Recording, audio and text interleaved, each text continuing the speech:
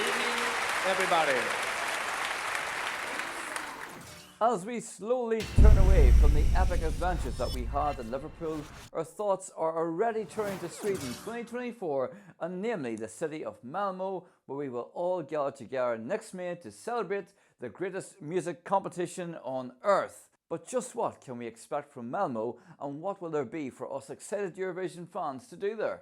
Well, in this video I want to take a quick look at some of the things that we can enjoy as we jet north to spend some quality time with our Scandi friends. Malmo is the third largest city in Sweden after Stockholm and Göteborg. After much media coverage about who might host, with talk of unsuitable ceilings to hold lighting rigs, football clubs refusing to give up venues, and even temporary venues being constructed down on the docks in Stockholm, and many more things, it has now been revealed that the southern city of Malmo will host the contest next year for the third time, following on their last hosting in 2013. Malmo is home to about 350,000 residents, and as I said before, is no stranger to hosting the Eurovision Song Contest, having done so before in 1992 and 2013. The last time the competition came to Malmo, the Euroclub was hosted at Slughuset venue. This venue is very popular with Swedes, and it is widely expected that this fan favourite could take up hosting duties for the Euroclub once again in 2024. It's highly anticipated that the Malmo Arena, which was opened in 2008, will be the site where the actual Eurovision Song Contest will take place once again. With a capacity of 15,500, here's hoping that securing tickets to the two semi-finals and the highly sought after final shouldn't be too difficult. Back in 1992, East Stadion was used to host the competition with a capacity of 5,000. This clearly wouldn't be enough to hold the modern day Eurovision fan base.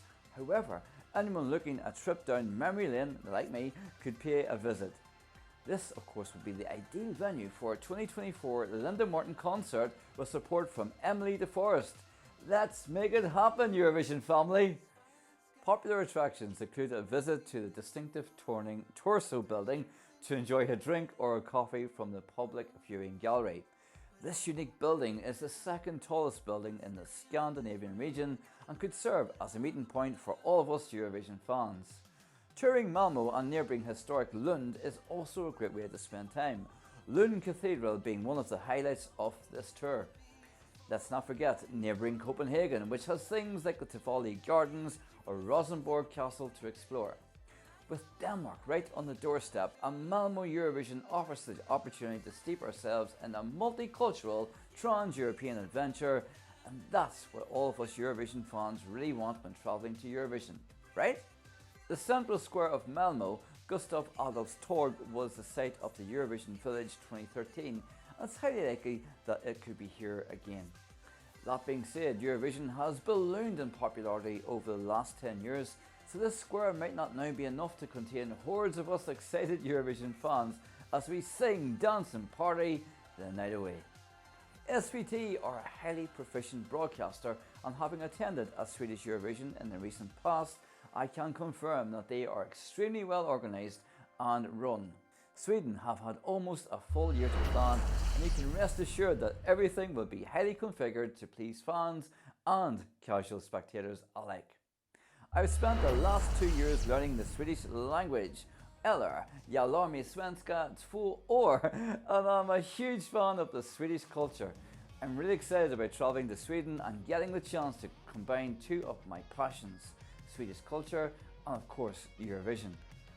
What are you most excited about? Are you travelling to Sweden for Eurovision 2024? What do you think a Swedish hosted competition will be like this time round? Is Petra coming back?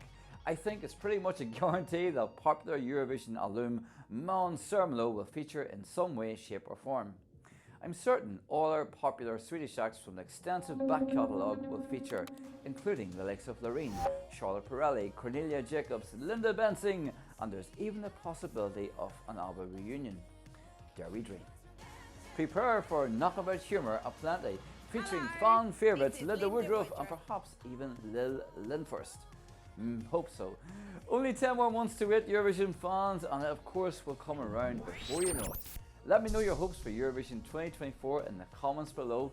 I look forward as always to reading those, but until next video, you take care. I'll see you soon.